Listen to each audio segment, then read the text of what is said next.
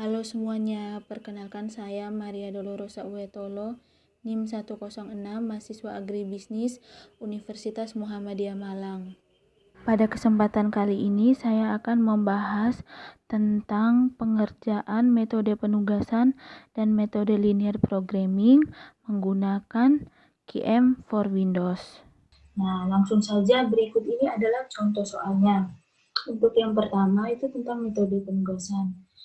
Soalnya, manajer pemasaran sebuah industri pakaian mempunyai 4 orang karyawan pemasaran yang akan diminta untuk memasarkan 5 buah jenis produk, yaitu jas, kemeja, rok, blus, dan celana.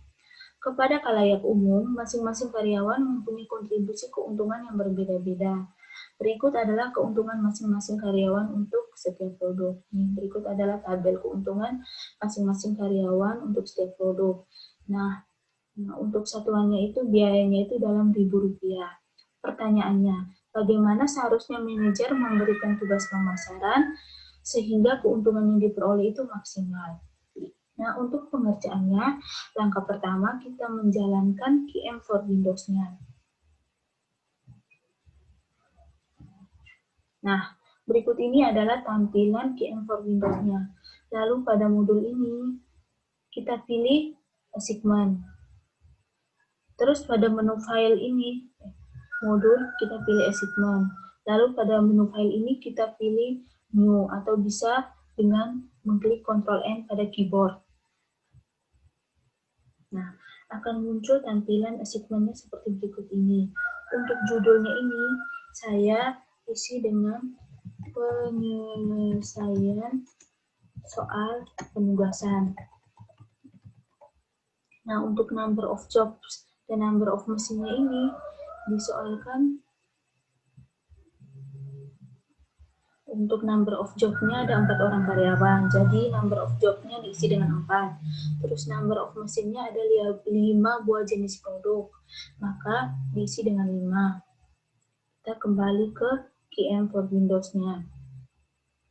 Nah, number of job-nya tadi kan ada 4, misalnya kita isi 4 dengan cara mengklik tanda panah ke atas. Nah, number of mesinnya ini kan ada 5, jadi kita klik tanda panah ke atas, nah, ada 5. Terus untuk kolom objektifnya ini tadi disoalkan diminta untuk memaksimalkan keuntungan. Maka pada kolom objektif ini kita pilih maximize. Nah, untuk row names-nya ini kita pilih other, terus kita tulis karyawan. Terus untuk kolom names-nya ini kita pilih other juga, kita isi dengan jenis produk.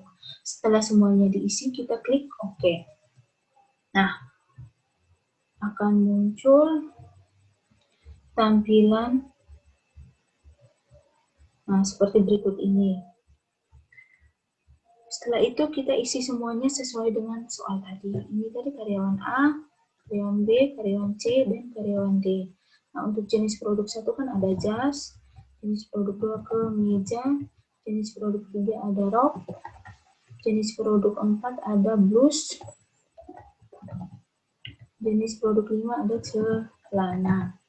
Nah, setelah itu kita isi angka-angkanya ini sesuai dengan contoh soalnya. Untuk mempermudah, kita kembali ke contoh soalnya tadi. Nah, ini contoh soalnya kan. Untuk mempermudah, kita blok semua angka-angka yang ada di sini. Lalu kita tekan tombol Ctrl C pada keyboard. Lalu kita kembali ke QM ke Windows-nya. Setelah itu kita login semua, terus kita memastikan angka-angkanya tadi dengan cara menekan Ctrl V pada keyboard. Nah, setelah semua angkanya diisi sesuai dengan contoh soalnya tadi, kita klik Solve. Nah, berikut akan muncul output assignment result-nya.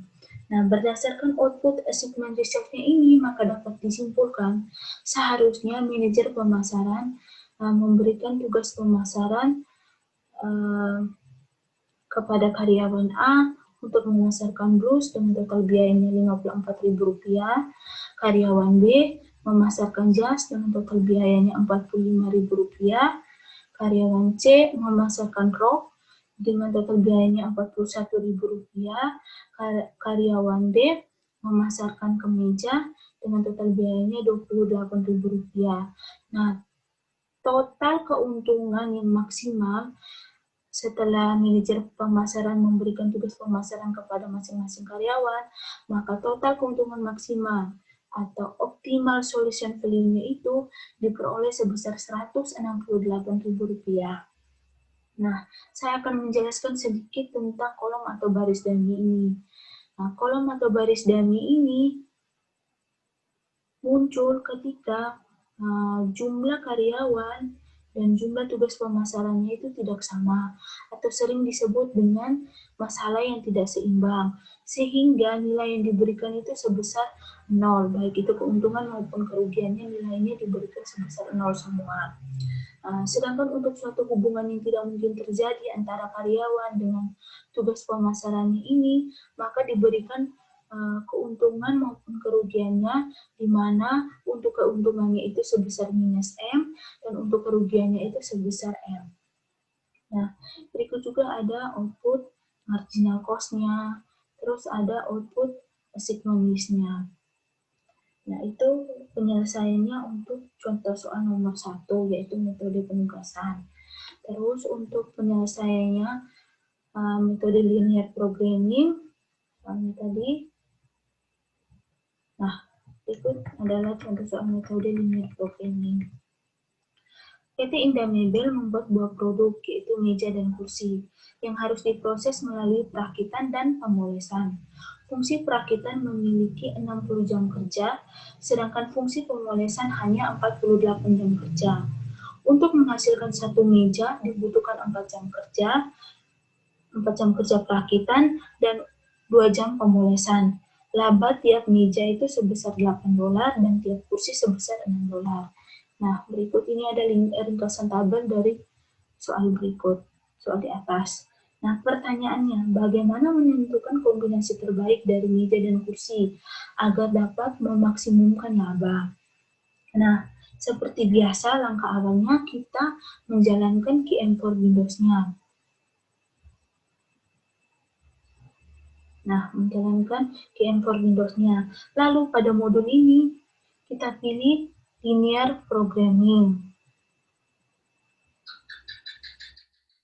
Lalu pada menu file ini kita pilih new atau bisa dengan Ctrl N pada keyboard.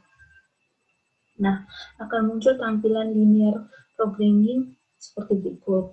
Nah, untuk judul tadi kan, untuk judul saya kasih judul PT Indah Mebel. Nah, untuk number of constraints atau jumlah kendalanya dan number of variable. Nah, pada soal tadi, jumlah kendalanya itu ada pada fungsi perakitan sama pemolesan, berarti number of constraints-nya itu ada 2. Terus untuk number of variable-nya itu ada meja dan kursi, di mana meja kita misalkan dengan X1 dan kursi misalkan dengan X2. Nah, kita kembali ke QM for Windows-nya. Nah, number of constraints atau jumlah kendala tadi ada 2. Nah, isi 2. Number of variable tadi kan X1 untuk meja, X2-nya untuk kursi, ada 2. Nanti kita isi dengan 2. Lalu pada menu objektifnya ini, pada kolom objektifnya ini tadi dimintakan untuk memaksimumkan laba, maka kita tetap pilih maximize. Terus untuk di row names-nya ini kita pilih constraint 1A. Nah, terus untuk kolom names-nya kita pilih X1, X2, X3, dan seterusnya. Setelah diisi semuanya, kita klik OK. Kita isi sesuai dengan soal. Tadi constraint-nya ada di perakitan sama pemolesan. Constraint satunya perakitan, terus constraint-nya 2 diisi dengan pemolesan. Nah, untuk X1 tadi kita misalkan dengan meja. X2 tadi kursi. Nah, untuk maximize-nya tadi disoalkan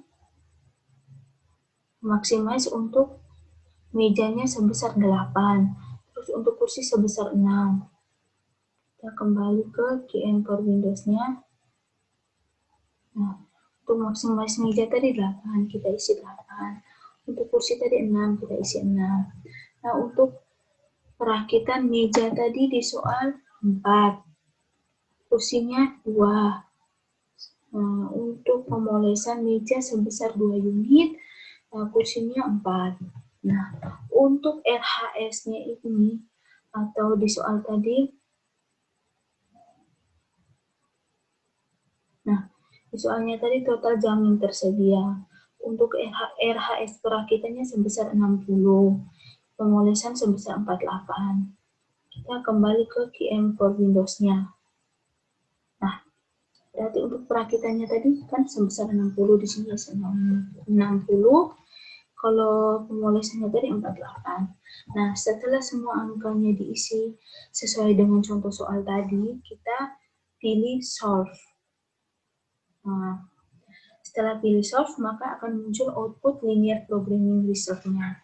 Nah, dari output ini kita dapat menyimpulkan sebaiknya atau seharusnya kombinasi yang terbaik antara meja dan kursi untuk memperoleh laba yang maksimum itu di mana pada kolom solusinya ini untuk meja itu seharusnya diproduksi sebesar atau sebanyak 12 unit, sedangkan kursi sebanyak 6 unit, sehingga laba maksimum yang diperoleh itu sebesar 132 dolar. Nah, ada juga output rankingnya. Nah, berikut adalah output rankingnya.